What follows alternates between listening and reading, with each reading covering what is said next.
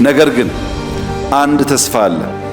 የኢትዮጵያን መዘግየት፣ ማሽቆልቆል፣ መድከም፣ መደህየት ብንናገርም 3000 ዓመት ፕላስ እያነሰች እየሰፋች እየቆመች እየተነሳች እንደ ሀገር መቆየቷ ደግሞ የባሰ ስላለ እሱ ቢያንስ እንደ መልካም ነገር ይወሰዳል ማለት ነው።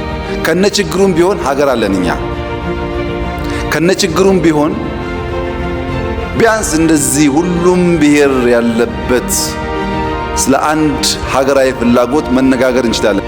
ስለዚህ ምንም እንኳን የከፉ ጉዳዮች ቢኖሩ አሁንም ሀገር ነን። አሁንም መነጋገር መቻላችን ተመልሰን ለመነሳት ተመልሰን ለማደግ ተስፋ ነው። የባሰ ስላለ ከፈረሱት ስለምንሻል በመቆዘም ብቻ ሳይሆን በተስፈኝነትም ማየት ይገባናል ማለት ነው።